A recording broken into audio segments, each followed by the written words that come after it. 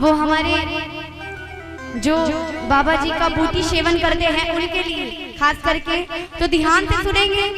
चाचा जी आप लोग में 90% तो करते ही होंगे, मुझे पता है। और कहना क्या है, हाँ चढ़ी जे ना साथ बिगड़ी चाचा माथा तो हर बहुरा जाए।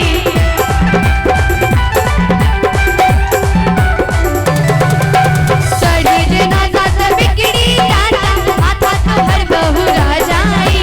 जाई के रहिया देवघर नगरिया गुप्ता धाम धरा जाए। दाएं बाएं देख के चलई हाँ हो बड़ी डराई भरे भैया। दाएं बाएं देख के चलई हाँ हो बड़ी डराई भरे भैया।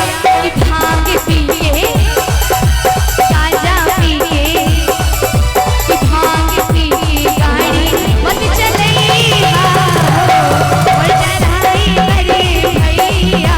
कि भांग पी के गाड़ी मत चलई हाँ हो बड़ी डराई भरे भैया।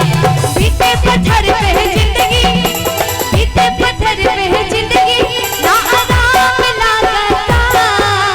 बीते पत्थर पे जिंदगी ना आराम लागता। कहिया घर बन गई बाहे बोला धाम लागता। कहिया घर बन गई बाहे बोला धाम लागता।